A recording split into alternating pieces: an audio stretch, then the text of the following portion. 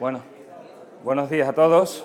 Yo me llamo Miguel Ángel y soy el coordinador de la asignatura de informática para este primer curso para todo el grado de electrónica y también os daré clases de teoría y a algunos de vosotros también de prácticas aquí en el aula 1-2 todos los martes. Hoy no vamos a hacer nada especial, vamos a presentar simplemente la asignatura, ¿de acuerdo? Así que no vamos a estar demasiado tiempo, eso espero. De todas maneras os digo que ya a partir del jueves, que tenemos la primera clase de práctica, ese jueves hay clase de prácticas, ¿eh? No hay clase de teoría ni hay fiesta, sino que tenemos ya la primera clase de prácticas. Y la primera clase de teoría la tendremos, la primera clase de teoría de verdad, con el tema 1, la tendremos ya la semana que viene, ¿vale? Os voy a ir contando un poquito de qué va la asignatura. Para los repetidores, bueno, para todo el mundo en general, comentaros que este año hemos empezado un pequeño experimento que consiste en que, si todo sale bien, se van a grabar las clases.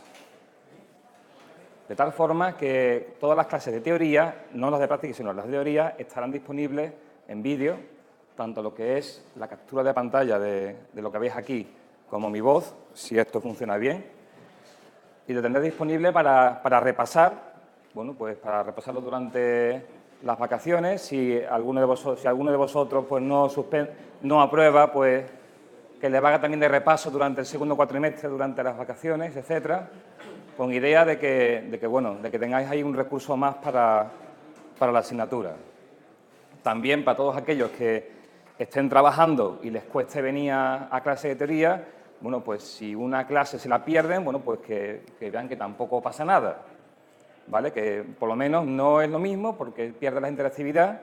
Aquí me puedes preguntar cualquier cosa en el momento, si alguna cosa no entiendes. En el vídeo no, el vídeo es, bueno, pues lo que contemos y lo que pregunte la gente, claro.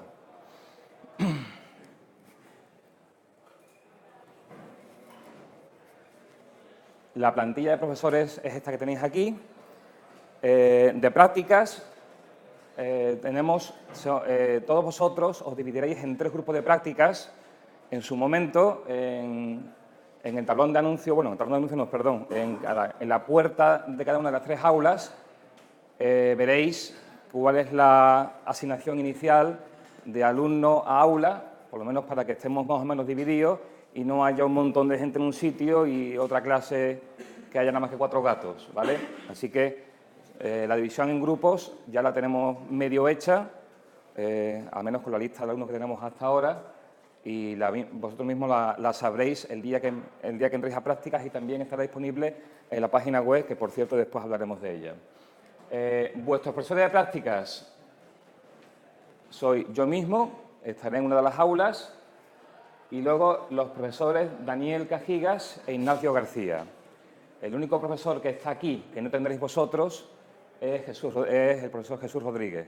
De todas maneras, cualquiera de los 4 estamos disponibles para tutorías para cualquiera de los 3 grupos de informática, ¿vale? Es decir, el hecho de que, por ejemplo, el profesor Jesús Rodríguez no os dé clase no significa que no le podáis preguntar cosas a él. Por supuesto que podéis preguntarle cosas a él.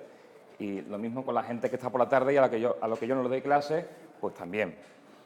Para cualquier cosa relacionada con, que no sea, digamos, de la asignatura concretamente, sino que sea cuestión organizativa, pues este grupo no va bien, o para el control podría ir tal con otro grupo porque el trabajo me pisa, lo que sea, o me pisa con otra asignatura, pues me lo decís a mí, ¿vale? Tutorías presenciales, cada profesor la anuncia en su primera clase de teoría. De todas maneras, ahora enseñaré un documento donde tenéis todas las tutorías, al menos todas las que me han dado ellos.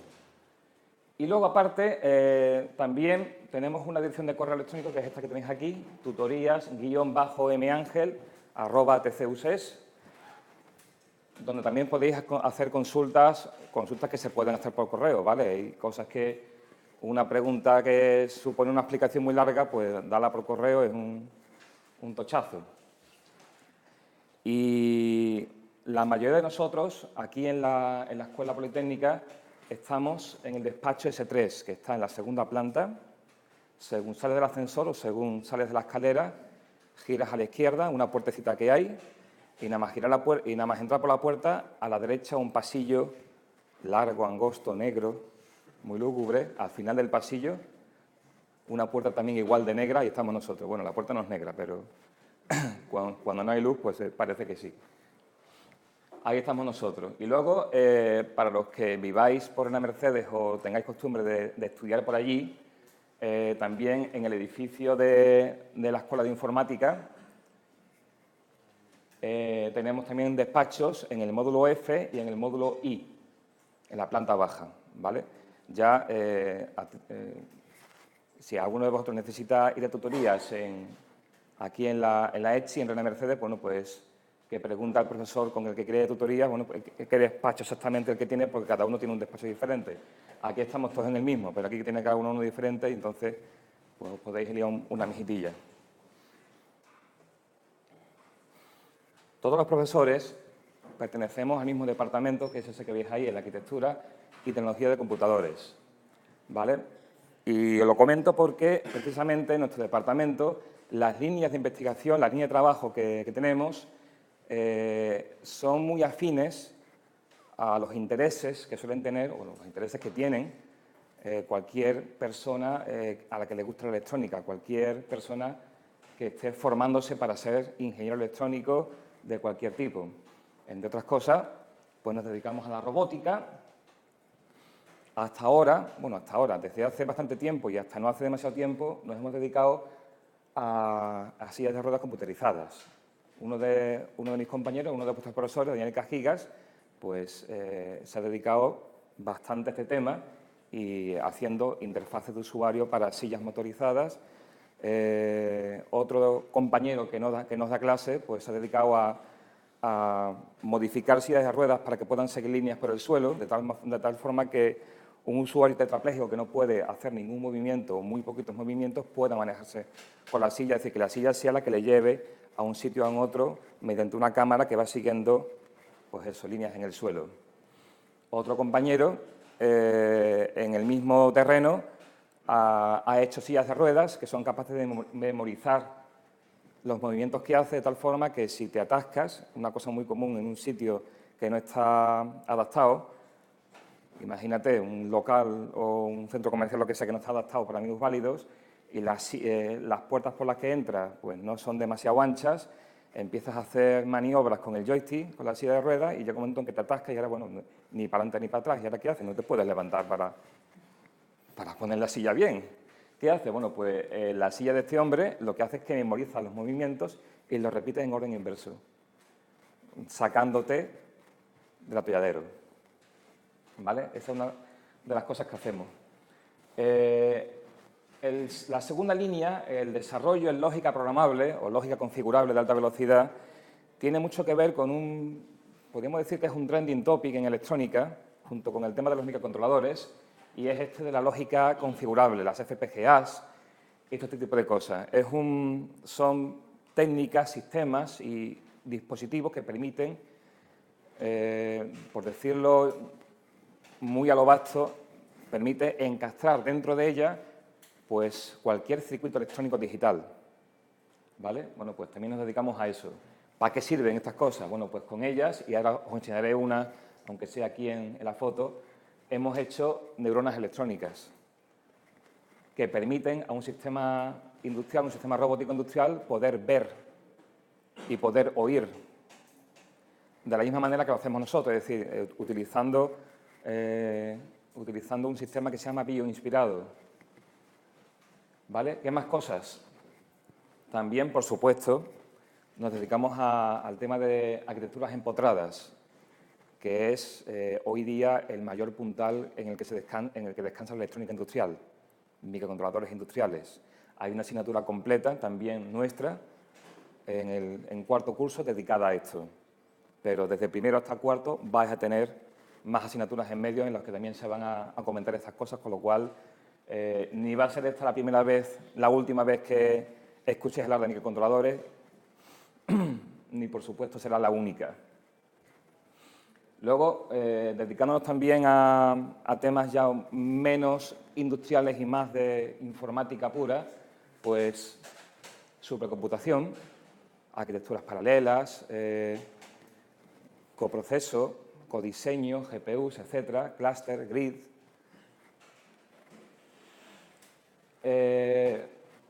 Informática aplicada a plano industrial es un poco una amalgama de todo lo anterior. Aquí también incluimos desarrollos con Buscan.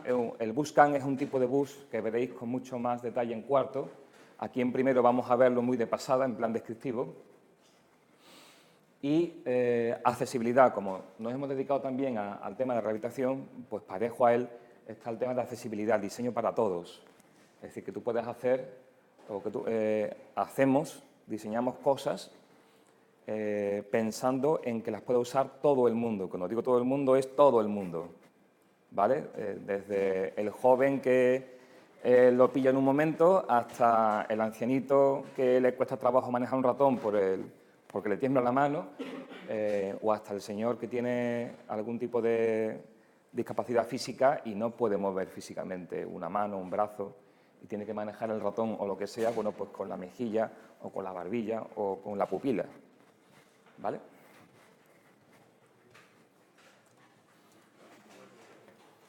Estos son unos ejemplos de los que comentaba. Son dos de las sillas de ruedas que tenemos modificadas.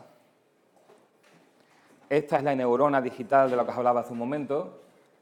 Físicamente tiene el tamaño de es una tarjeta que se pincha dentro de un PC y el cuadrado grandote que hay aquí en medio es precisamente la FPGA, este dispositivo que os hablaba que permite encastrar dentro de él un circuito electrónico de una complejidad considerable, ¿vale? Y este está pensado pues, para comunicarse con un PC, por una parte, y para comunicarse con otras neuronas utilizando estos conectores que están aquí. Uno de los conectores, por ejemplo, se comunica con otra neurona que contiene una retina digital. De esa forma, el PC puede ver a través de esa retina y a través de esta neurona. Esto otro es un chismito que me parece que llegaréis a utilizar en cuarto, y si no, este es uno parecido, que es una plaquita basada en un microcontrolador. Un microcontrolador es un pequeño ordenador del tamaño de una uña, ¿de acuerdo? Ahí no aparece, de hecho está en la cara de abajo, ¿vale? Pero esta plaquita, que aquí se ve muy grande, tiene el tamaño de la palma de mi mano, no es más, ¿vale? Esta la hemos diseñado, la hemos fabricado nosotros y la usamos, pues, entre otras cosas, para clases de prácticas, porque tiene de todo. Tiene un slot para tarjetas SD, tiene aquí el bus USB, una serie de botoncitos que tú puedes programar para que hagan cosas, un puerto serie y luego también tiene, que aquí no se ve, pues salida de sonido, un acelerómetro y alguna que otra cosa más que no recuerdo. Uno de los laboratorios que tenemos, no aquí en la Politécnica, sino en la ETSI, en informática, es el Laboratorio de Fabricación de Circuitos Impresos, que es este que os he enseñado así en una pasada panorámica, y ahí, casi escondido detrás de este PC, tenemos una máquina con la que podemos fabricar circuitos impresos, como el que habéis visto en la transparencia anterior, ¿vale? Eso nos permite, entre otras cosas, bueno, pues poder ofertar proyectos fin de grado en los cuales el alumno tenga o necesite hacer placas de circuito impreso, o necesite hacer cualquier cosa electrónica, bueno, pues que no se quede en una simple simulación o que no se quede en un simple documento de decir, bueno, esto está aquí y suponemos que funciona. Bueno, pues no, vamos a hacerlo. Podemos hacerlo.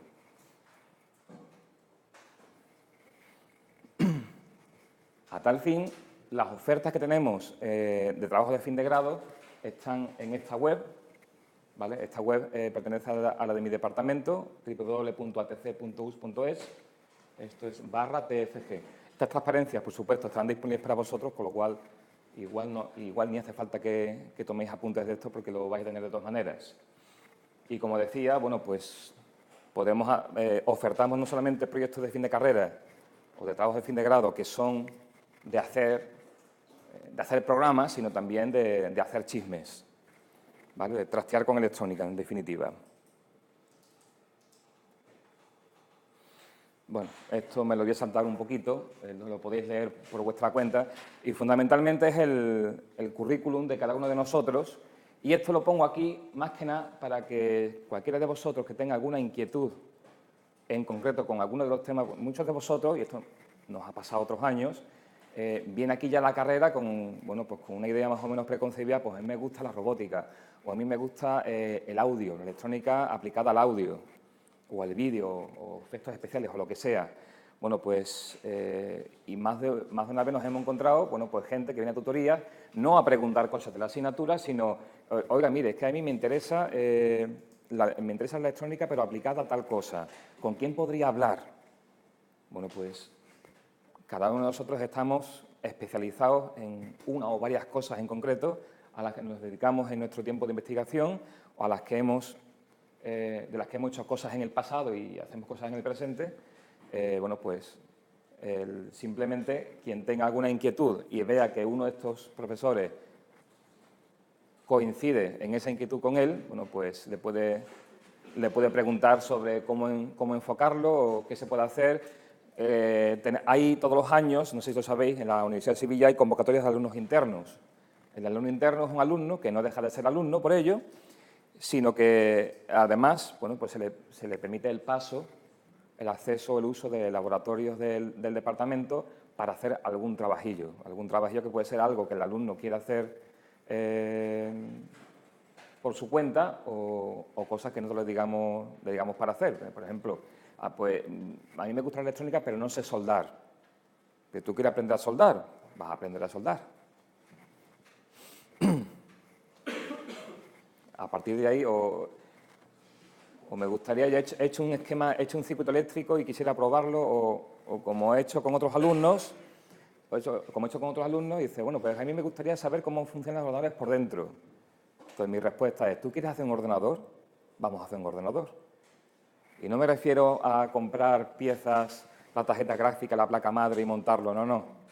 Hacerlo de cero. Se ha hecho en el pasado, lo volveremos a hacer, si aún me quedan placas, lo volveremos a hacer también este año.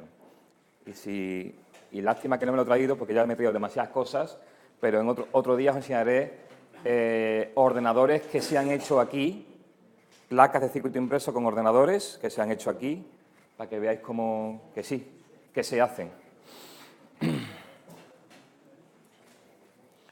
Vale, basta ya de hablar de nosotros, vamos a hablar ya de la asignatura de verdad.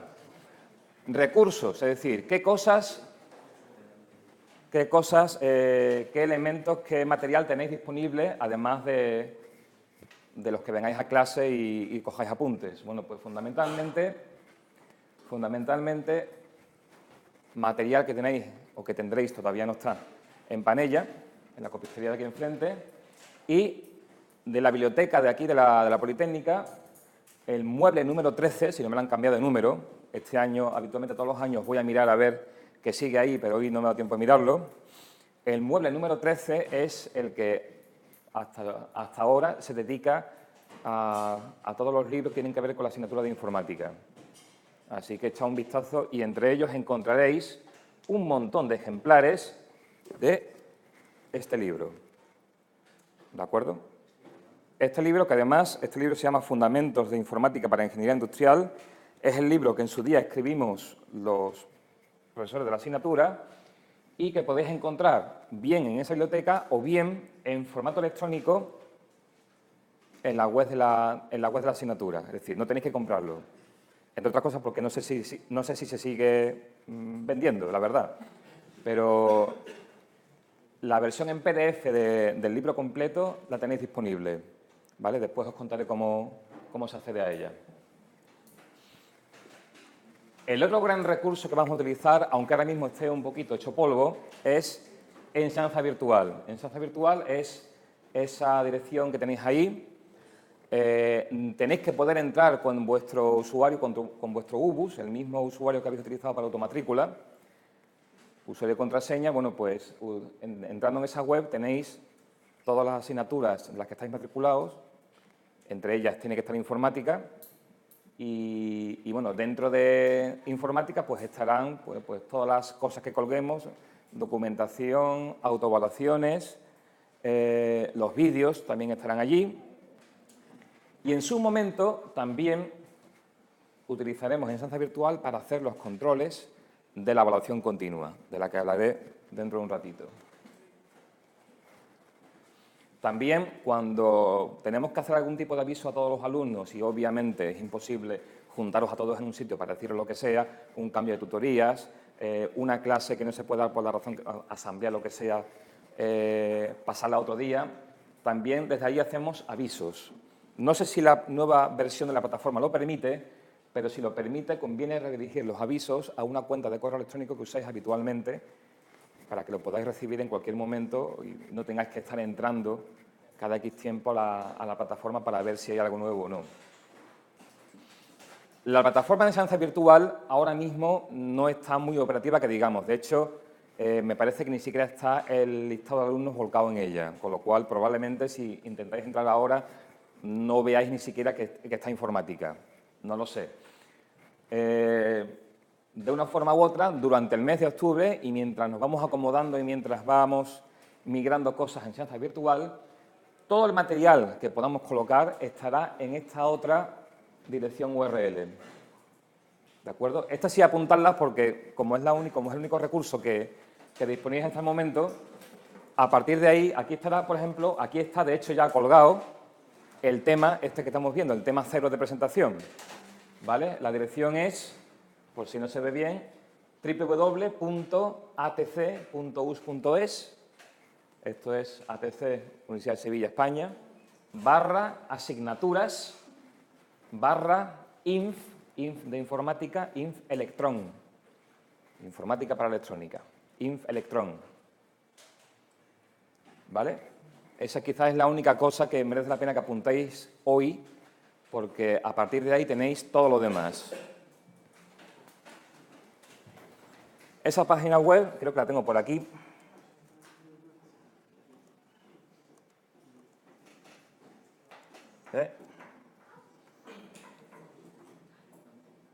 Aquí estás.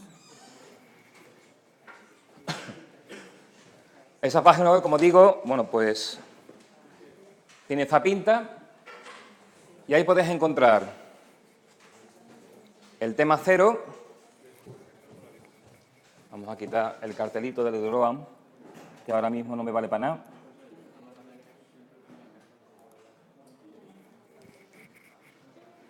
Como os digo, tenéis el tema 0, que es el tema de hoy. Tenéis también el tema 1, que es el tema que empezaremos a utilizar a partir de la semana que viene. Un poquito más abajo también están las prácticas. Ahora mismo la única práctica que está colgada es la práctica 1. Bueno, de hecho hay dos. Hay dos prácticas que son la práctica de la asignatura, de la cual hablaremos dentro de un ratito y que va a tener un rol muy importante en la evaluación continua, y la práctica 1, que es con la que vamos a empezar el jueves. ¿Vale?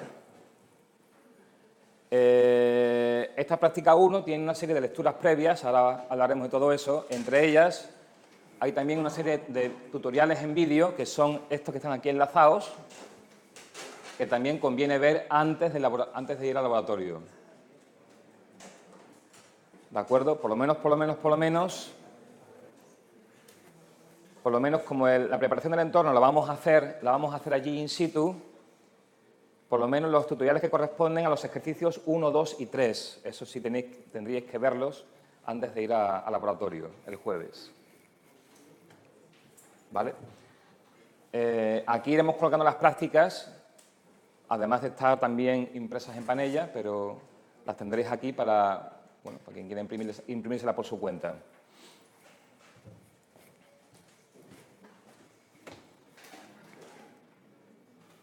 Hay también más recursos, un calendario, el horario de tutorías de los profesores.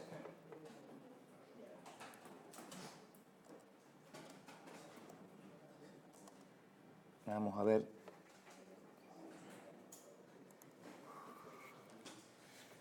Tenéis este documento que es, pues los horarios de todas las clases de teoría y prácticas de la asignatura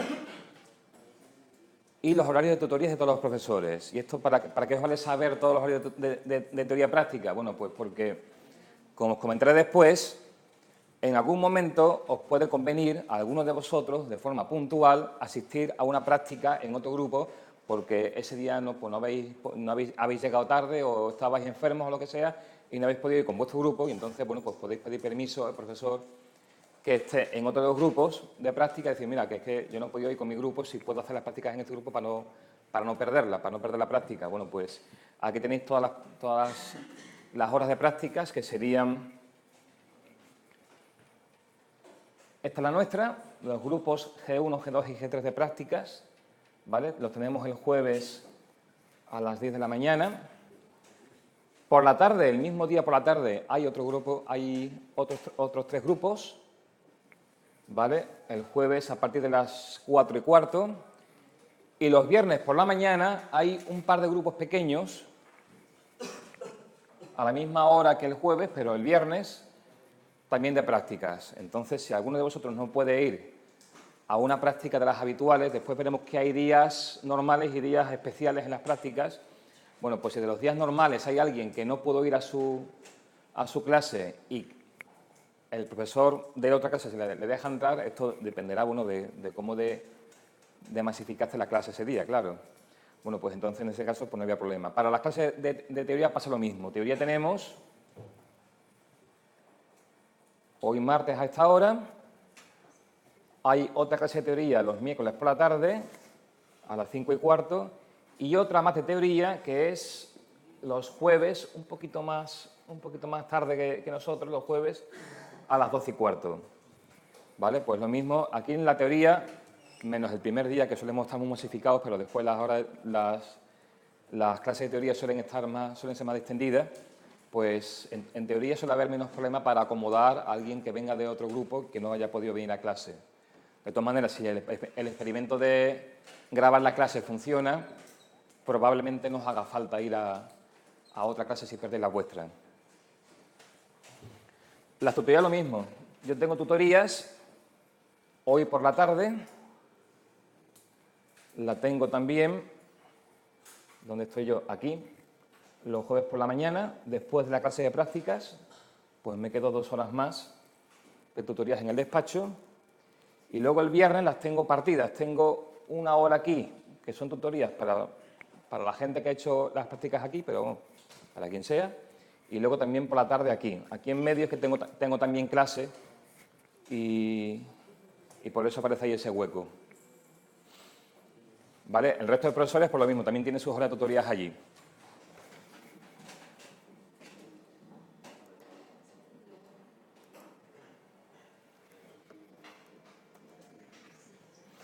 Bueno, hablando un poquito de la asignatura en sí, esta asignatura tiene la fama, al menos por la encuesta que hicimos el año pasado a vuestros compañeros el año pasado, tiene la fama de ser la segunda asignatura más difícil después de expresión gráfica.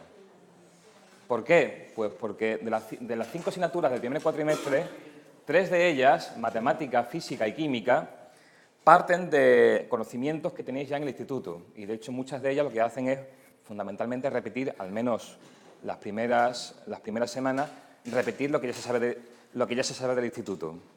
En cambio, expresión gráfica e informática son completas o mayoritariamente nuevas. ¿Vale? Lo que significa que, en el caso de informática, que es el que hablo yo, bueno, pues para mucha gente sea un choque el encontrarse con esta asignatura, sobre todo porque no va de aprender a manejar el Windows o aprender a manejar el Word o el Excel o ese tipo de cosas. No va de aprender ofimática. No estamos aquí para eso. Estamos aquí fundamentalmente para enseñar a hacer programas de ordenador, enseñar a programar a la máquina. Esto es un poco la excusa para poder desarrollar 2 habilidades, o también lo podemos decir al revés, que desarrollar esas 2 habilidades son la excusa que tenemos para enseñarnos a programar. 2 habilidades que son muy cotizadas en ingenieros.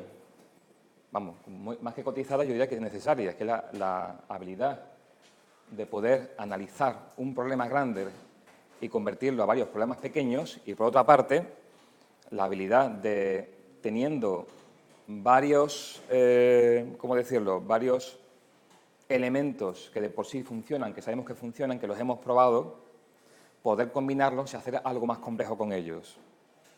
Estas dos cosas que acabo de decir, precisamente se puede aplicar a cualquier cosa relacionada con la ingeniería. ¿De acuerdo? Bueno, pues precisamente informática es un caldo de cultivo para promocionar estas habilidades. Es decir, vamos a plantearos problemas relativamente complicados, tampoco tanto, y para poder resolverlos tendréis que aprender a desgranarlo en problemas más pequeños y enfocarse en cada uno de ellos, lo que veremos después se llaman funciones. Y al contrario, dado una serie de funciones, una serie de tareas que ya se os dan hechas, o que se os dice cómo se hacen, pues plantearos hacer algo un poquito más grande.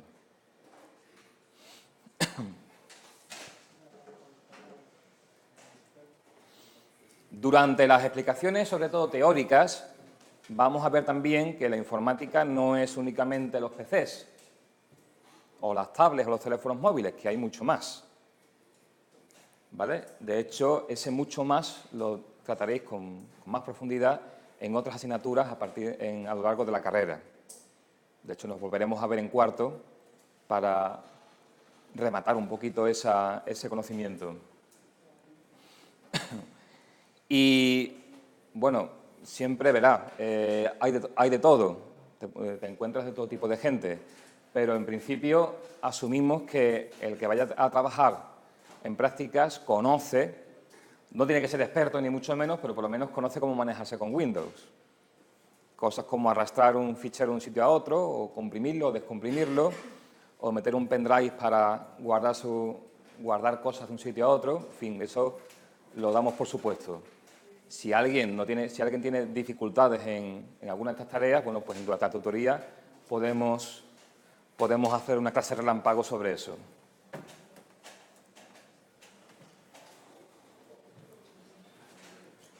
Esto otro no es mucho más de lo que ya sabéis, lo que está en el proyecto docente, y es recordaros que tenemos cada semana 4 horas de informática, 2 de teoría y 2 de prácticas. ¿Vale? Las de teoría, como estáis viendo, son 2 horas seguidas, en realidad no son 2 horas, son 2 horas menos un poquito, donde vamos a ver 3 temas de teoría.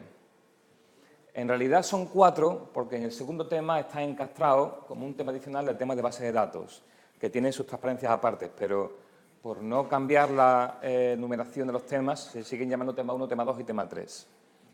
¿Vale? La idea es que, y ahora os enseñaré, sí, esto mejor lo enseño desde aquí.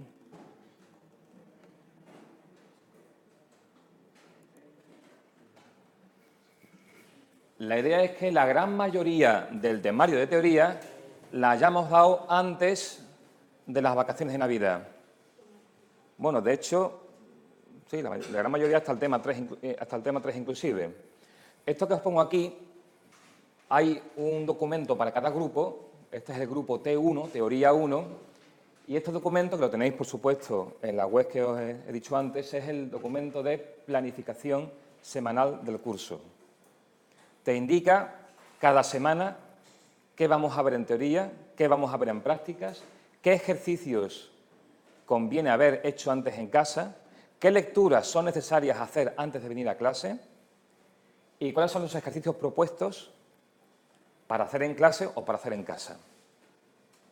Por ejemplo, en la primera semana, 23 de septiembre, la clase de teoría es la clase T0, que es la de hoy, donde hacemos esto, donde no hay lecturas previas de ningún tipo, por supuesto, donde tampoco hay ningún ejercicio. Y luego, en la clase de prácticas, que sería el 25 de septiembre, tendremos la práctica P1, que se llama de esta forma, para que la busquéis en la web, y para la cual hay que llevar leído ese material, más lo que indique el boletín. La siguiente semana tenemos ya teoría de verdad, en donde veremos las transparencias de la 1 a la 12, que tienen este título, para la cual tendréis que haber leído antes este material Y en la clase haremos estos ejercicios, más quizás algún otro que tengáis alguna dificultad o según cómo se desarrolle la clase, veamos que es interesante o no. ¿Vale? Y así con todo. Hasta la última semana, que es la semana 15. Son 15 semanas de clase las que tenemos. De estas 15 semanas, en estas 15 semanas hay 4 días que son un poquito especiales. Son los días que tendremos algún tipo de control de la evaluación continua. Están resaltados en amarillo, para que se vean bien claro. La semana 16, esta ya no es lectiva, ya está fuera del horario de clases, y el día 26 de enero tendremos el examen de primera convocatoria, el examen que se llama el examen de febrero, o el examen de primer cuatrimestre. ¿Vale? Sobre la evaluación continua os hablaré en un momentito, pero esto quizás es el documento que más conviene tener al lado vuestra, impreso o metido en vuestra tablet o donde sea, para consultar, para que sepáis qué es lo que se espera de vosotros cada semana, qué se va a hacer cada semana y bueno, y si un día no venís, saber qué es lo que habéis perdido, para poder recuperarlo después. En las lecturas de teoría aparecen 2 reseñas que corresponden a 2 libros. La referencia FUN entre corchetes habla del libro que os he enseñado, Fundamentos de Informática, ¿de acuerdo? Este de acá. Este de acá. El libro, hay quien lo tiene, o quien lo haya comprado, quien lo ha comprado, o bien quien lo consulta en la biblioteca de la escuela. El libro, por tanto, está, digamos, en 2 modalidades, versión física y versión electrónica. Las 2 difieren en la numeración de las páginas. Por tanto, cuando hablo de las páginas tal a cual del libro, tengo que especificar si estoy hablando del libro físico o del libro en PDF electrónico. Para que no se líe nadie, cuando hago referencia al libro de Fundamentos de Informática, por ejemplo, aquí estoy hablando de 2 rangos de páginas, 79-89, 98-107. Esto hace referencia al libro físico. A continuación, entre paréntesis, tengo puesto PDF y luego otros 2 rangos, 50, 56, 63, 68.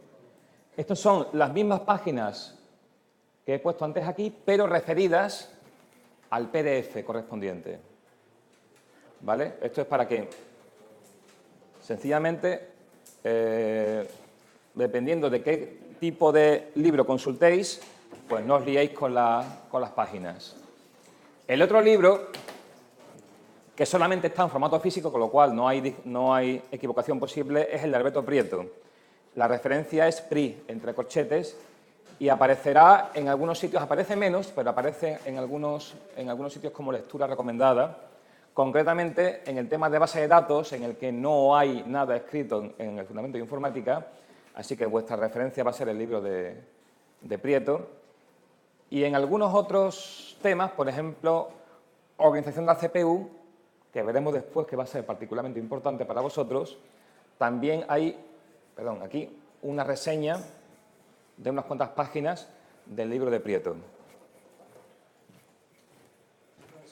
Sí. Otra pregunta, del 6 al 8 de enero, bueno, efectivo, y el 8 que venimos, no sé qué. El 6 es efectivo. ¿Y el 8 que ha venido?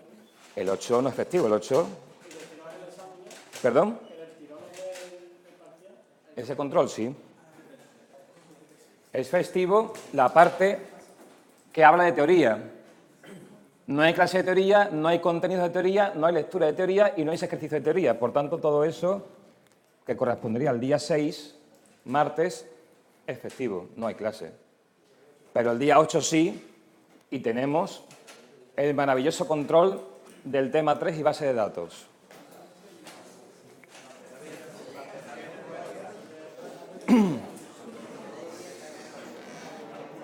A ese respecto, vamos a ver. Mirad, este es vuestro calendario del primer cuatrimestre. En gris los fines de semana, que por supuesto no es docente. En rojo las fiestas, o bueno, más que fiestas, los días no lectivos. no todos son fiestas, sino días no lectivos. En amarillo, los controles de la evaluación continua y en verde, los 2 exámenes oficiales de la asignatura. 2 exámenes, cuidado, no, simplemente es porque este es el examen de diciembre de los repetidores, de los del curso pasado. Los alumnos de nuevo ingreso solamente tienen un examen oficial, que es el del día 26. ¿Este año va a haber que hacer CPU? Por supuesto. Este año tenemos CPU y tenemos todas las cosas que tienen que ver con la CPU, excepto una que después te contaré. Entonces, como estáis viendo, después de las vacaciones de Navidad, regresamos el día 7, ¿de acuerdo? Aquí tendríamos que tener teoría, pero pues no tenemos. Regresamos el día 7 y las clases terminan el día 16. A partir de aquí ya no hay clases, estamos ya en periodo de exámenes. Con lo cual estáis viendo que desde el día 7 hasta el 16, y descartando los 2 fines de semana, realmente queda muy poquito que hacer. Eso significa que, si todo va bien, todo el grueso del temario se habrá dado antes de vacaciones. Y probablemente el resto de asignaturas hagan lo mismo, porque el resto de asignaturas se encuentran con el mismo plantel que nosotros. El mismo plan que nosotros. Así que haceros a la idea de que las Navidades, en las que no es todo festivo, festivos de Navidades son los días 25, día 1 y día 6, el resto son lectivos. Bueno, menos los fines de semana. El resto son lectivos y hay que trabajar. En este caso, vuestro trabajo va a consistir en repasar todo el temario para rematar los controles de la evaluación continua y, lo que vuestro compañero adelantaba, rematar también el simulador de la CPU que vamos a hacer como práctica de curso y que se os va a preguntar de ello en este control de acá. Luego hablaremos del simulador. Después de esta vorágine de controles, empiezan los exámenes de la primera convocatoria y el nuestro es pues este lunes, el día 26. ¿Vale? Este es el plan que tenemos de tiempo para la asignatura.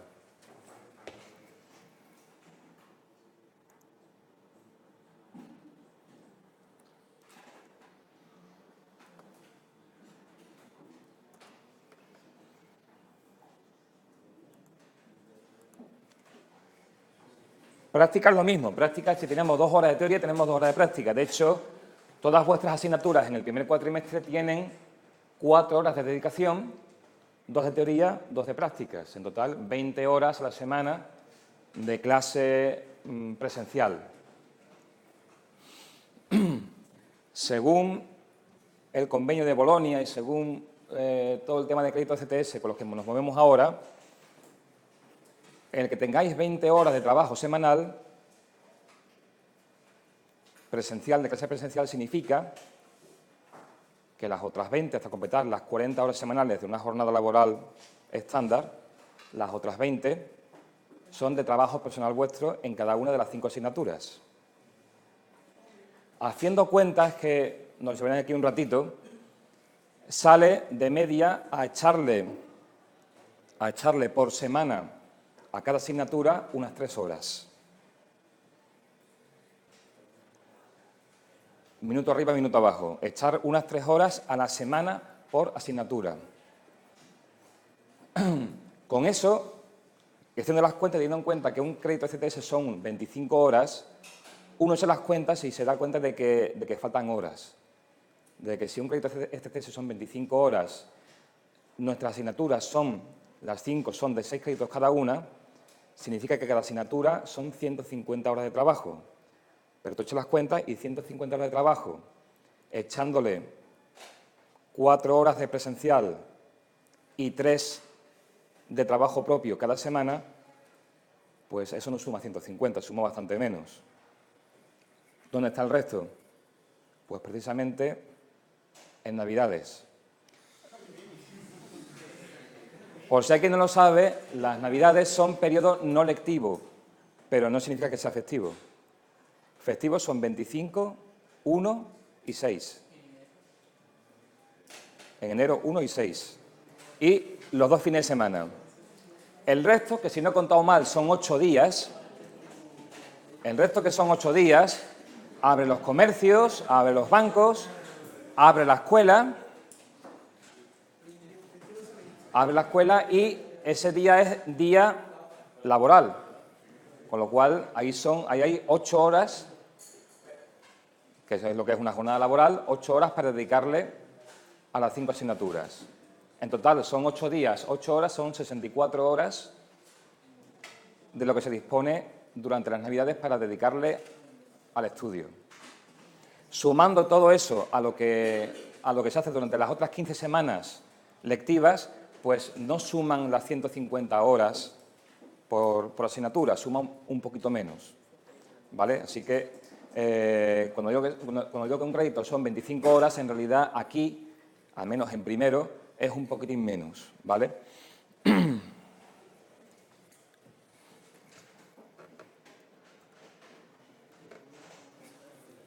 La práctica de curso que os he enseñado hace un momentito, el enlace, y de la que ya un compañero ha preguntado cosas, es la misma práctica que hemos hecho el año pasado. Se llama simulador de CPU y consiste en hacer un programa en C que se comporta como un ordenador.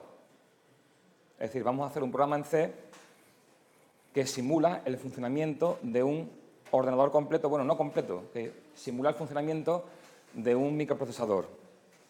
A este programa le podremos entregar, o a este microprocesador simulado, le podremos entregar programas hechos en código máquina a un ensamblador y él los ejecutará y proporcionará unos resultados.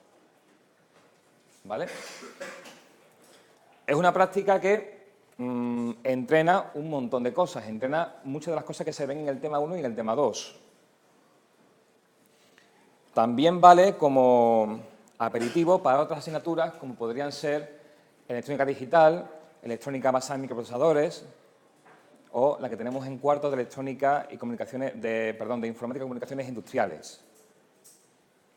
¿Vale? Y la idea es, bueno, pues, de alguna forma crear en software una simulación de un entorno parecido con el cual vais a trabajar en otras asignaturas.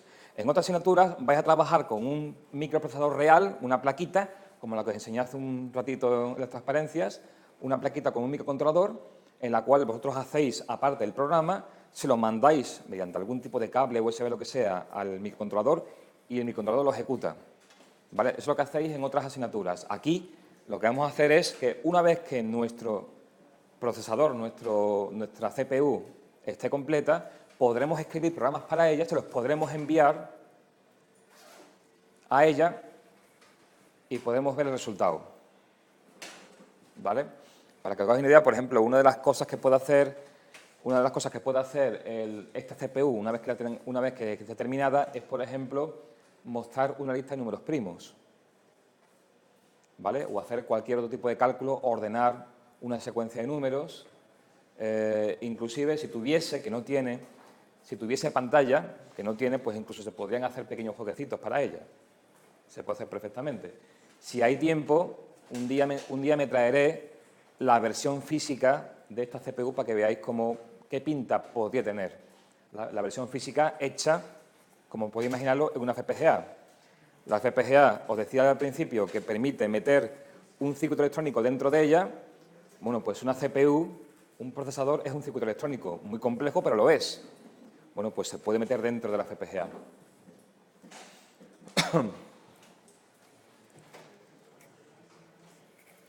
Bueno, de esto ya os he hablado.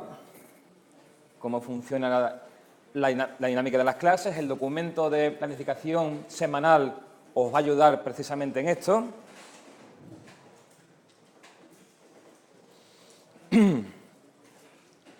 Y como también habéis visto, en ese mismo documento hay días que están señalados en amarillo, que son días de prácticas, días de sesión de prácticas especiales, donde en lugar de hacer una práctica nueva, vamos a hacer algunos de los controles que se proponen durante la evaluación continua, a la que vamos a hablar en un momentito. Esto también os lo he contado. Asistencia a clase libre, no se pasa lista. Atención, porque si hay algún alumno extranjero que por alguna razón necesite justificar que no solamente está matriculado, sino también justificar su asistencia a clase y, por tanto, necesite que yo o cualquier profesor le firme un certificado de asistencia a clase, tiene que hacérmelo saber, porque, en principio, yo, al no pasar lista, no puedo certificar que ninguno de vosotros haya ido a todas las clases o al 50% de las clases o a una sí o una no. ¿De acuerdo? Sois muchos y yo no me quedo con todas las caras, ni con la mitad de las caras. ¿Vale? Así que si hay alguien que tenga o que sospeche que pueda tener esa necesidad, pues que me lo diga cuanto antes y lo resolvemos sobre la marcha. En prácticas, como digo, se os va a asignar aula de prácticas según la lista de clase que tengamos. Y bueno, aquí lo que puede pasar, que te cambies de clase de un profesor a otro porque te guste más uno que otro, bueno, pues va a depender fundamentalmente de que la clase no esté masificada. Ahí os digo una cosa, hay profesores que tienen fama de que son muy buenos dando clases de práctica y la clase se llena. ¿Qué pasa? Pues que ese profesor que está solo en clase, si la clase se llena, pues no tiene tanto tiempo como antes para atender a todo el mundo, con lo cual la calidad de su enseñanza se merma. Y por tanto ese profesor ya no es tan bueno como lo era antes. Aquí lo ideal es que las 3 clases de prácticas pues estén más o menos llenas, bueno, en función del espacio que hay, no en función de lo bueno que sea el profesor.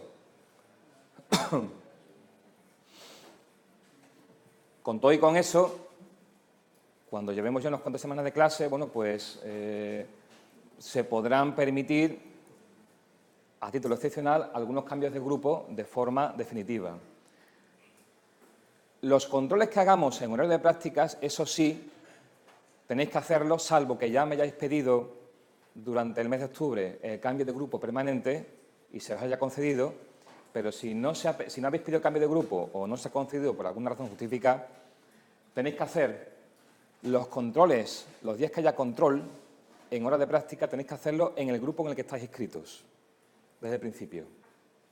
¿Vale? Y esto es porque, fundamentalmente, si aquí en una clase de práctica normal puede haber mucha masificación en un aula y en otra no, en un control que tiene que estar la cosa un poquito más ordenada, pues necesitamos que la gente esté donde tiene que estar. ¿Vale? Que no haya una clase muy masificada, que no haya ordenador suficiente, los controles se hacen en ordenador, por tanto tiene que haber una persona por ordenador. En clase de prácticas normal puede haber 2 personas por ordenador, pero en los controles no. Así que tenemos que vigilar, bueno, pues que no se masifiquen las aulas, que esté todo distribuido de manera homogénea. ¿Vale? Una forma muy sencilla de hacer cambio de grupo y que os facilitará mucho las cosas es que os pongáis de acuerdo con otro alumno. O sea, si, por ejemplo, vosotros tenéis prácticas por la mañana, os interesa por la tarde, a lo mejor a uno le interesa por la tarde, pues lo más sencillo sería encontrar otro alumno del grupo de tarde que quiera venirse por la mañana. Entonces ahí el cambio es automático. Me lo decís, este señor y este señor, yo estoy del grupo 1, de este grupo de teoría, y este señor del grupo 2, por la tarde nos queremos cambiar de grupo. Yo doy prácticas en el 1 y él da prácticas en el 2, o viceversa. ¿Vale? En ese caso, pues no tiene que haber ningún problema con el cambio. Tutorías. La verdad es que no sé ni por qué pongo esto, porque después no viene nadie. Bueno, rectifico. Viene todo el mundo los 2 o 3 últimos días antes de un control, y eso tampoco puede ser. Para que quien venga a tutorías tenga una experiencia positiva de la hora de tutorías, es conveniente tener en cuenta esos puntos que tengo ahí. Primero, y sobre todo, si funciona esto, la grabación de clases, pues la tutoría no va a servir para repetir lo que se ha dicho en clase. Para eso están los apuntes, las transparencias, el material que os hemos dejado Otra cosa es que algún punto en concreto, oiga, que yo lo del complemento a 2 no lo acabo de coger. ¿Cómo se hace el complemento a 2? Que no me he enterado. Con la transparencia no me entero con lo que dice transparencia. Bueno, pues una cosa es así, pero explicar una clase completa, oiga, yo es que lo del binario no... Mira, el binario son 23 transparencias, no te lo voy a explicar todas otra vez. Tampoco valen las tutorías para que el profesor te haga los ejercicios. O sea, algo así como, es que el ejercicio 2 de la práctica 3 no me sale. ¿Vale? Yo lo que te voy a preguntar es, dame lo que tengas hecho. Si lo que tienes hecho es nada, mi respuesta va a ser, empieza a hacerlo. Algo podrás hacer, aunque sea empezar a teclear parte del programa. Es decir, si venís con una duda sobre un ejercicio de prácticas, un programa, en definitiva, de prácticas, venís con algo hecho. Y que lo que hayáis hecho sea vuestro. ¿De acuerdo?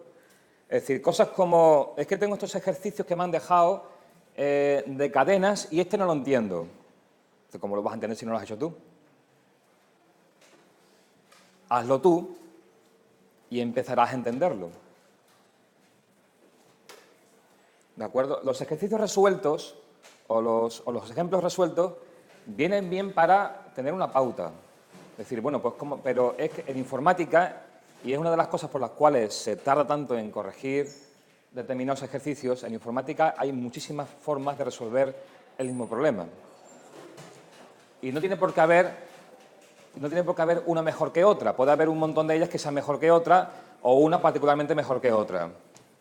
Eso significa, bueno, pues que en definitiva es muy mala idea estudiar únicamente con ejercicios resueltos que se hayan hecho.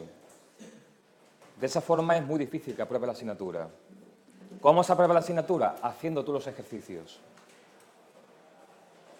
¿No sabes cómo empezar? Coge un ejercicio ya resuelto, algunos de los que resolvemos en clase, de los que están en los tutoriales o los que están en el libro, cógelo, hazlo, es decir, copia la solución y ahora, a partir de ahí, modifícala. ¿Qué pasa si en lugar de hacer esto, cambio esto otro? De hecho, muchos de los ejercicios que se proponen en la práctica 1 va de eso, va de, toma, este programa ya está hecho, cógelo y ejecútalo o cógelo y cópialo. Y ahora, a partir de aquí, te pido que hagas unos cambios. Apartado A, cambia esto por esto, ¿qué ocurre? Apartado B, si cambias esto y esto otro, ¿qué ocurre? Apartado C, teniendo en cuenta lo que has visto en el apartado A y en el apartado B, ¿qué deberías cambiar para que ocurra tal cosa? Y así sucesivamente. Vamos a empezar de unas cosas que son muy triviales, sobre todo para los alumnos de repetidores, les va a parecer muy triviales, pero que hay que empezar desde cero. ¿Vale? De aquí a pocas prácticas ya estaremos rodando a toda velocidad. Otra cosa, en tutorías, no me llevéis los portátiles para tutorías. La mesa del despacho no es súper grande y te llevas el portátil. Es que tengo el ejercicio en el portátil. Plumba. ¿Dónde lo enchufo? Traeros un pendrive con los ejercicios. Como de todas maneras tendréis que llevaros un pendrive o algo por el estilo cuando vengáis a prácticas para llevar y traeros vuestros ejercicios, pues el mismo pendrive que os vale para prácticas, lo traéis a tutorías y decís, no, mira, es que tengo aquí el ejercicio tal y lo tengo aquí en el pendrive. Y lo probamos con el PC del profesor. A menos que el problema por el cual vienes a tutoría sea, mire, es que he instalado el sistema de desarrollo que vamos a utilizar la asignatura y no me funciona en el PC. No sé qué estoy haciendo mal. Bueno, pues entonces, claro, tendrás que traerte el PC para que le echemos un vistazo a ver por qué no funciona. La evaluación continua. La evaluación continua. Habréis escuchado en otras presentaciones de asignaturas que se habla de evaluación alternativa, de parciales y de evaluación continua. Nosotros lo que hacemos aquí es una evaluación continua, no es alternativa. La evaluación alternativa, al menos por la definición que tenemos, es que se le da al alumno la opción de escoger o una cosa o otra, pero no las dos. Esa es la alternativa. Lo que pasa es que en muchas asignaturas se le llama evaluación alternativa a lo que en realidad es una evaluación continua. La evaluación continua es una evaluación paralela a la evaluación ordinaria y que no son excluyentes. Es decir, que cualquier alumno tiene la opción de poder hacer los controles, ejercicios, exámenes, parciales, lo que sea, que correspondan a la evaluación continua sin perjuicio de presentarse o de que no se pueda presentar a la evaluación ordinaria que sí se podrá presentar. ¿En qué consiste nuestra evaluación continua, la de esta asignatura? Bueno, pues en controles que se harán en días específicos, controles que cubrirán el temario de teoría y las prácticas. Además de esos controles, habrá otro control más que cubrirá la práctica del simulador. La práctica esta que hemos dicho que tiene su boletín aparte y que se va haciendo poquito a poco durante las horas de prácticas, durante el tiempo que dedique a la asignatura fuera de clase, por supuesto durante las vacaciones de Navidad, etc. La idea de la evaluación continua es que no os juguéis la asignatura a una carta, a un examen, es decir, a un examen que se hace un día. Tú puedes haber estudiado la asignatura, llevarla súper preparada y el día del examen, ordinario, pues te pones malo o está lloviendo y no pillas el autobús y llegas tarde o llegas más tarde de la cuenta y no puedes asistir al examen. En fin, pueden pasar un montón de cosas por la cual ese día en concreto, por muy preparado que lo tengas, pues falles. La evaluación continua te permite hacer esto mismo, pero partido en varios controles. En concreto, son 4 controles, como veis aquí, que cubren, algunos de ellos cubren teoría y prácticas, otros cubren solamente teoría y otros cubren únicamente prácticas. Prácticas que llamo aquí de programación. Los controles están hechos de tal forma que cubren o que puntúan un 40% de teoría y un 60% de programación. Así, la suma de todos los controles que tienen algo de teoría, pues te da 4 puntos de la evaluación continua. La suma de los controles de programación te da 6 puntos. Sumando eso te da los 10 puntos máximos que puedes obtener en la evaluación continua. De los controles podéis ver que los dos primeros, el que llamamos primer control de QCT y segundo control de QCT, estos dos, son en realidad 2 pequeños controles. El primero de teoría y el segundo de prácticas. En el documento de planificación semanal podréis ver exactamente qué entra en cada control.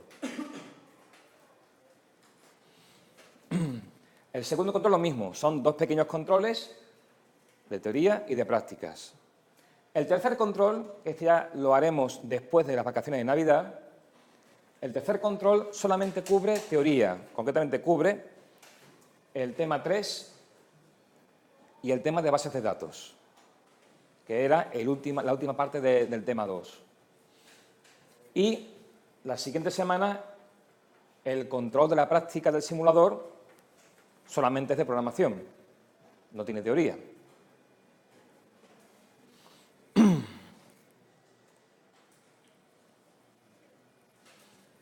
Este es el detalle de cómo son esos controles, cuántas preguntas son, cómo se puntúa cada pregunta y cuánto dura el control en total.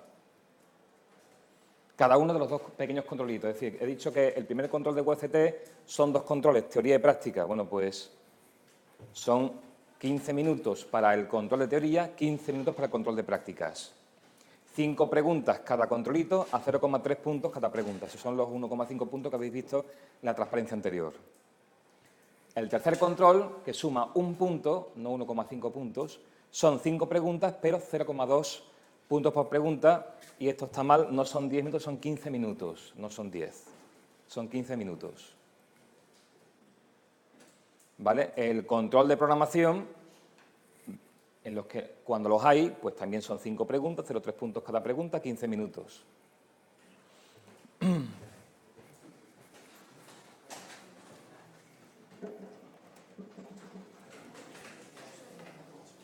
El último control de la evaluación continua es el que he dicho que se llama control del simulador o control de la práctica del simulador. Este control es diferente a los demás. Este control no es de preguntas, de 5 preguntas, 0,3 puntos, no va de eso. Consiste en, la semana antes, y esto es lo que cambia respecto al curso pasado, la semana antes de la celebración del control, se os pedirá que os escribáis, utilizando una enseñanza virtual, que os escribáis, aquellos que pensáis hacer el control del simulador, que os escribáis a una especie de formulario para dos cosas. Primero, para saber nosotros cuánta gente se va a presentar y poder acondicionar las aulas. Y segundo, porque solamente se pueden presentar aquellos alumnos que hayan terminado el simulador. Y lo que van a hacer en esa semana antes es, utilizando enseñanza virtual, entregar el código fuente, el código de programación que han hecho de su simulador. El día del control, que es un día de prácticas, en este caso pues será un jueves para vosotros, un jueves por la mañana, hay que llevarse en un pendrive, en un CD, mejor si los lleváis en 2 pendrive, que siempre hay, Murphy siempre está al acecho, llevarse el código de la práctica, es decir, todo lo que os haga falta para practicar el simulador. Durante el control, que dura, si mal no recuerdo, dura aproximadamente 1 hora, durante el control pues no se puede utilizar el Internet y solamente podéis utilizar los recursos que tengáis con vosotros. Es decir, se permiten apuntes, pero nada de compartir los apuntes entre nosotros, cada uno los suyos. Tanto si son apuntes electrónicos en PDF, como si son apuntes libros o libros físicos, apuntes en papel o lo que sea. Cada uno de vosotros tendrá delante del ordenador que primero comprobar que su simulador funciona. Para ello os daremos un programa que vuestro simulador tendrá que ejecutar. Si lo ejecuta correctamente, pues pasáis, digamos, a la siguiente fase. Si el programa funciona correctamente, entonces damos por bueno que el simulador funciona, pero aún no hemos acabado, y pasar a la siguiente fase. El que veamos, si vemos que alumno que le damos el programa y aquello no funciona, da error o lo que sea, bueno, pues se acabó la evaluación, el control para él. Después de eso, se os van a proponer 2 modificaciones a la práctica. ¿Vale? Es decir, partiendo de vuestro programa del simulador, modifica tal cosa, modifica cual cosa, añade esto, añade lo otro, para que el simulador se comporte de una forma ligeramente diferente o para que acepte, lo más habitual, para que acepte nuevas instrucciones. Una nueva instrucción que nos hemos inventado. Vais a ver que el simulador es una CPU que tiene una serie de instrucciones, suma, resta, compara, mueve, etc. Bueno, pues una modificación, o las dos de ellas pueden ser, pues añadimos una nueva instrucción que hace esto. Implemente usted esa nueva instrucción. Y para comprobar que usted la ha implementado bien, va a ejecutar este programa que le damos y que incorpora la nueva instrucción y tiene que mostrarnos que funciona.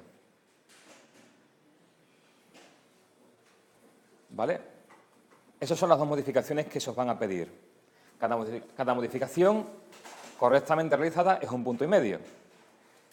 ¿Vale? No hay que hacer una después que otra, ni una depende de otra, son completamente independientes. Ya os daremos más detalles, más instrucciones cuando se acerque el momento.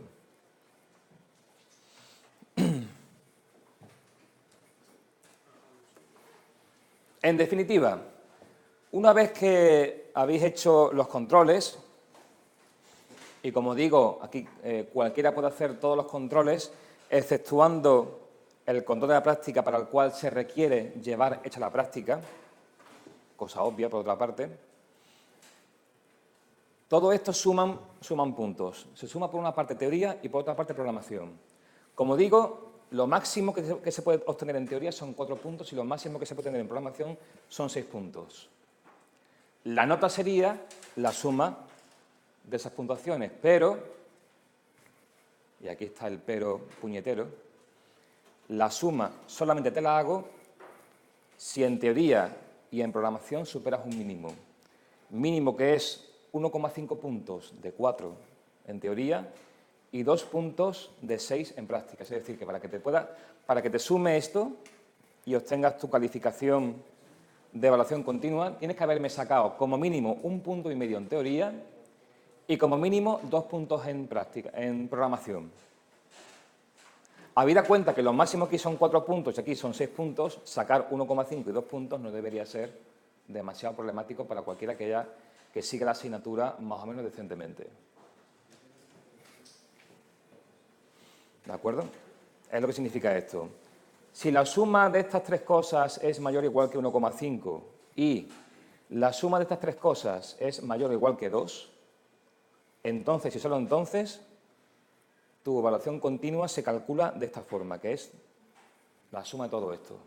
Habrá gente, y ha pasado, que simplemente haciendo estos dos controles les da suficientes puntos para aprobar y entonces pasan olímpicamente de este. Pues vale. No es lo habitual, eso a lo mejor te hablo a lo mejor de 2 o 3 personas de 200 y pico matriculados, pero podría pasar. Si alguna de las sumas no llega a 1,5 puntos o a 2 puntos, y os recuerdo, 1,4 puntos no es 1,5 puntos, y 1,9 puntos no son 2 puntos. Si alguna de las sumas no llega al mínimo establecido, entonces no hay suma que te crió y la evaluación continua se resuelve como 0. Esta es la mala noticia, ahora viene la buena.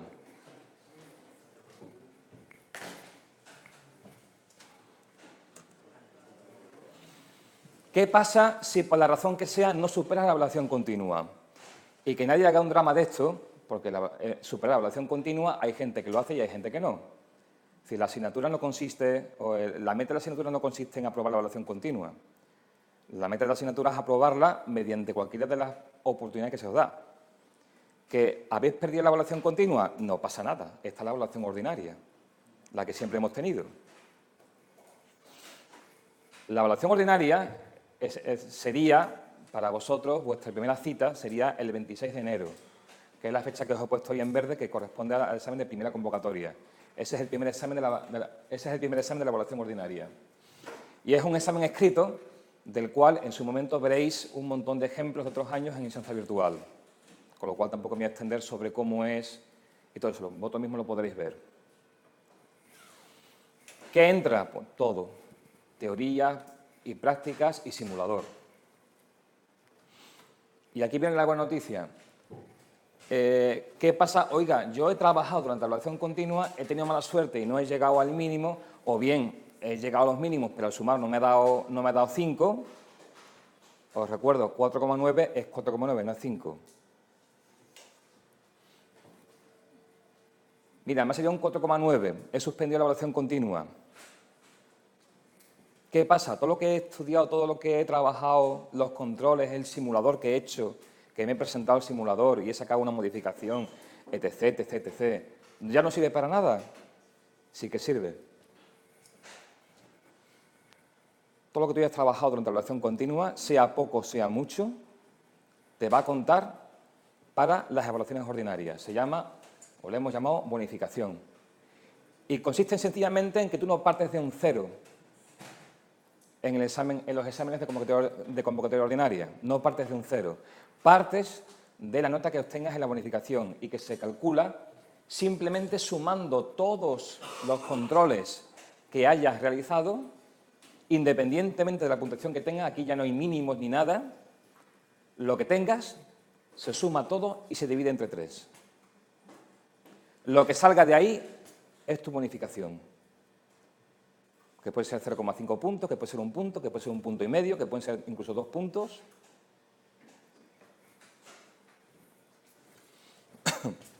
Todo eso es vuestra bonificación y se os va a añadir automáticamente a cualquier nota que tengáis en las evaluaciones ordinarias. Esto es, que la podréis usar para el examen de primera convocatoria de febrero, en realidad de enero, lo podréis usar para el de septiembre y lo podréis usar para el de diciembre. Alumnos repetidores que tenemos este año, El examen de diciembre va a ser el último examen en el cual podréis usar vuestra bonificación conseguida en el curso anterior. ¿Vale? Alumno que no supere la asignatura en diciembre, alumno repetidor que no supere la asignatura en diciembre, que por tanto tenga que volver a presentarse a primera convocatoria, etcétera, etcétera, bueno, pues se le resetea su bonificación y vuelve otra vez a empezar con los controles de este año. ¿Vale? Lo mismo para vosotros, alumnos de nuevo ingreso, vuestra última oportunidad de poder usar la bonificación que obtengáis aquí durante estas 15 semanas será diciembre del año que viene, el examen que se llama de tercera convocatoria. Así, la calificación global que se os ponga en el acta será la que saquéis en el examen. El examen es sobre 10, más la bonificación. Si el examen es sobre 10 y la bonificación es mayor que 0, significa que puede haber gente que saque más de un 10. Perfectamente. En el examen de primera convocatoria de este curso pasado, pues tengo un señor con un 11,5.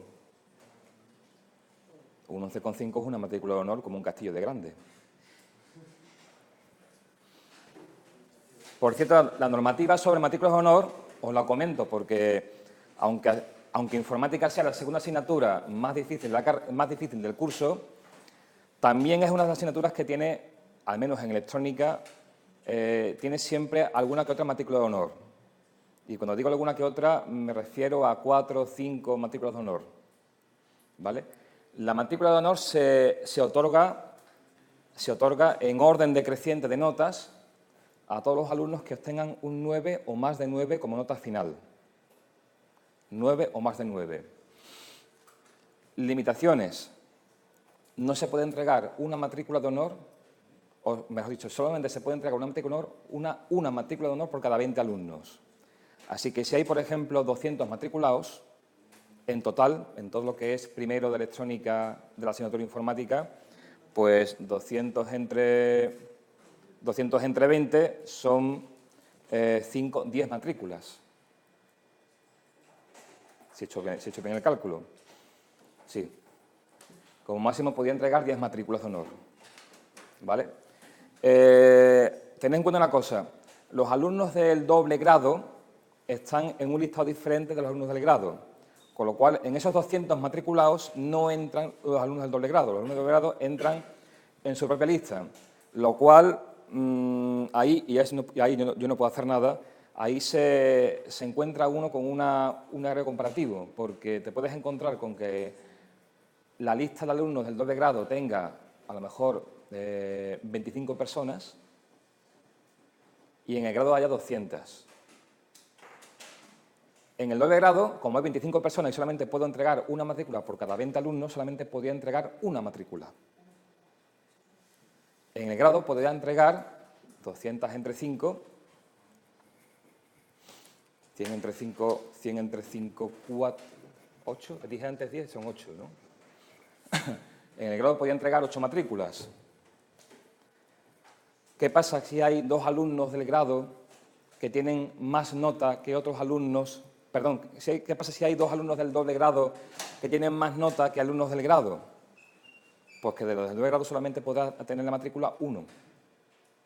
Y el otro se quedará sin matrícula, aunque ese otro tuviese más nota que algunos alumnos del grado que sí consiguen matrícula.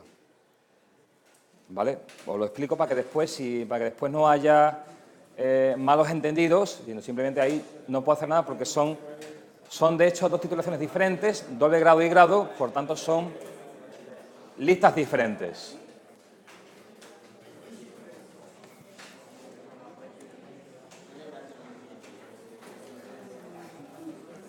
La organización de las clases, bueno, pues está toda explicada, está toda detallada en el documento de planificación semanal que os he explicado. Simplemente recordad los hitos importantes, días de los controles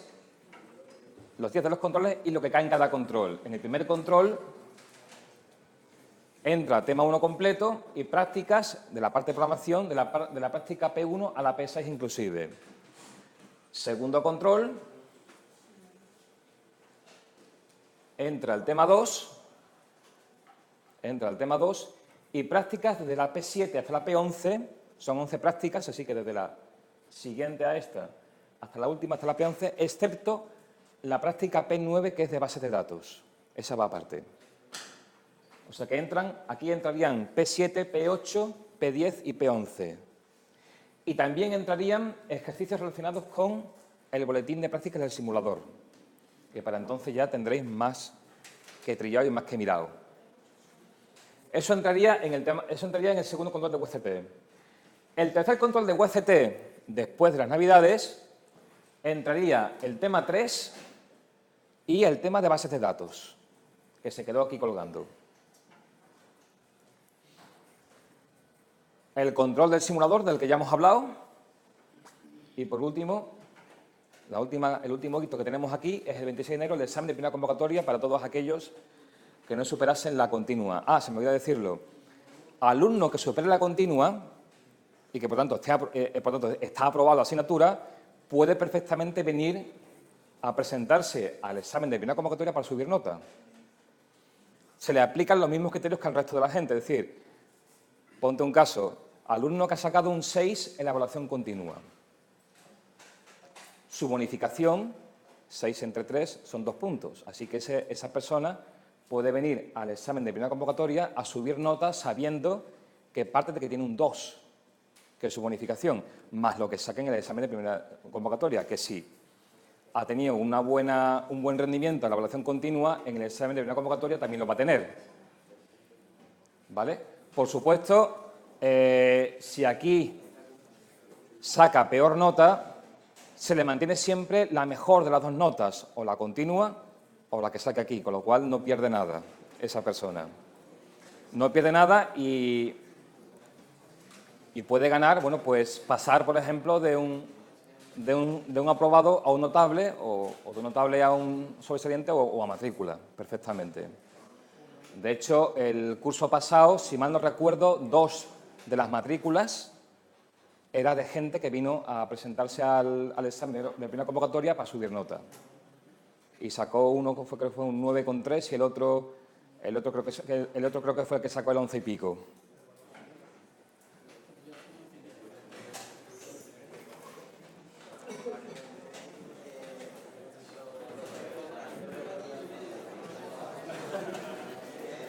Las convocatorias.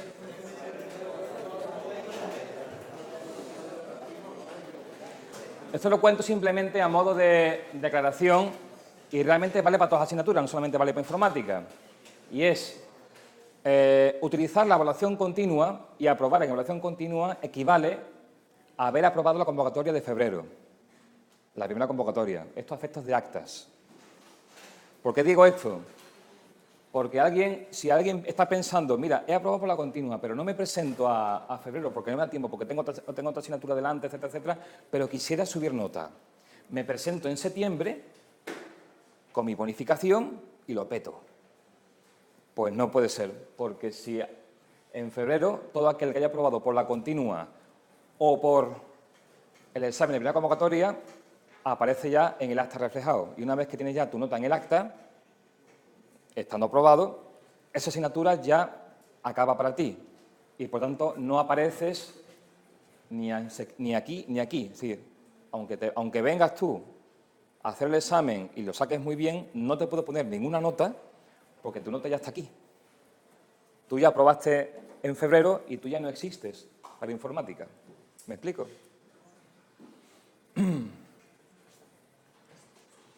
Otra cosa para aclarar. Cuando pagas tu matrícula, tienes derecho a estas convocatorias de examen. Hablo siempre de convocatorias ordinarias. Y además por este orden, diciembre, febrero y septiembre. ¿Vale? Si eres alumno repetidor y has vuelto a pagar la matrícula para estar aquí con nosotros hoy, tu primera convocatoria es esta. O sea, tu primera oportunidad es esta. La segunda es esta y la tercera es esta. Alumnos de nuevo ingreso, esta no la tienen, porque no han estado el año pasado. Aquí se les pregunta de contenidos del curso pasado. Como no estuvieron, pues no tienen acceso a esa convocatoria, sino que su primera convocatoria es la de febrero. Esto se contrasta con lo que llamamos convocatorias por curso académico, es decir, convocatorias en las cuales lo que se pregunta es lo que se ha dado en cierto curso académico. Por ejemplo, en el curso 2014-2015, la primera convocatoria es la de febrero, es la primera convocatoria en la que se va a preguntar cosas que demos este año aquí. La siguiente vez en septiembre y la siguiente vez en diciembre. De una forma u otra, alumno que ha pagado religiosamente la matrícula y tiene estas 3 convocatorias, de las 3 solamente se puede presentar a 2. Los alumnos de nuevo ingreso no tienen demasiados problemas. Como esta no existe para ellos, o te presentas aquí o te presentas aquí, o a las 2. Te puedes presentar a 2 de 3. Como esta no la tienes, pues nada más que te puedes presentar a estas 2. Y además no hay problema, te puedes presentar a esta, y si has suspendido esta, te puedes presentar a esta otra también. No hay problema. El problema viene cuando eres repetidor de cualquier asignatura y has gastado la convocatoria de diciembre. Si la has gastado, solamente te puedes presentar a febrero o a septiembre, pero no a las 2. Si ya has gastado diciembre, solamente te puedes presentar a febrero o a septiembre, pero no a las 2. Disgusto que se lleva uno cuando te encuentras que un alumno aquí ha venido, ha hecho el examen, lo ha aprobado y cuando le vas a poner la nota te encuentras con que ese alumno no está en el acta. ¿Qué ha pasado? Que es que ese alumno no tenía derecho a hacer este examen porque agotó diciembre y agotó febrero.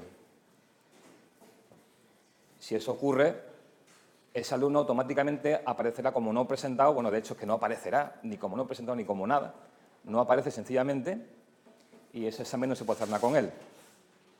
Así que estás al tanto de qué convocatorias habéis agotado y cuáles no. ¿Vale?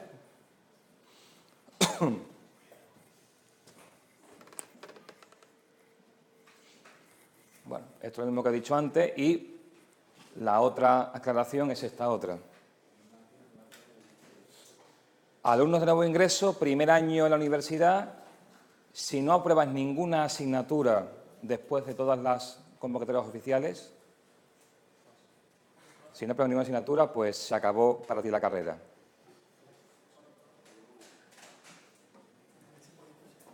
Cambias de ingeniería o cambias de universidad o cambias de estudios, pero ya no puedes seguir, es decir, no podrías seguir haciendo el grado de Ingeniería Electrónica en la Universidad de Sevilla. ¿Ok?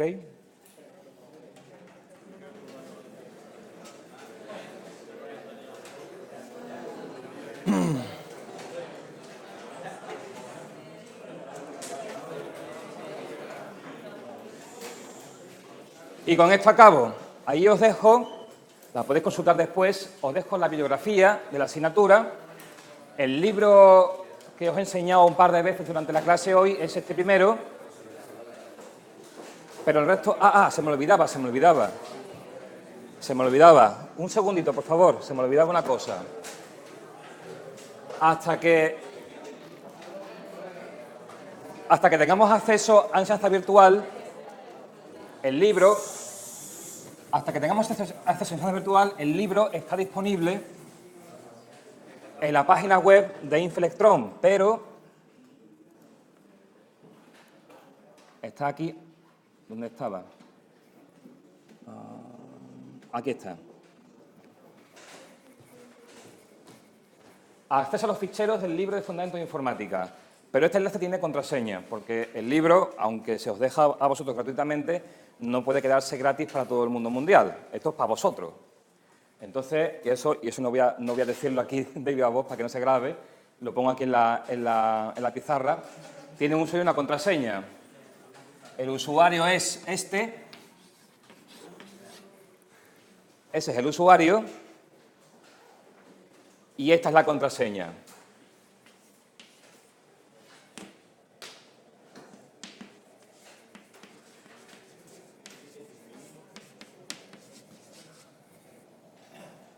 Súper difícil, no nos hemos quebrado la cabeza. Esto es un guión bajo, por cierto. ¿Vale? Es decir, que si pincháis en el enlace... Bueno, yo no voy a hacerlo porque no tengo internet, así que no va a pasar nada. Si pincháis en el enlace aparecerá un cuadrito, usuario, contraseña, pues ponéis estas dos cositas. Cuidado, aquí nos lleva tilde. Esta nos lleva tilde. Y eso es un guión bajo. Pues con eso tenéis acceso a 4 ficheros PDF, que son los 4 capítulos en los que está dividido el libro de Fundamentos de Informática. Nos vemos el jueves.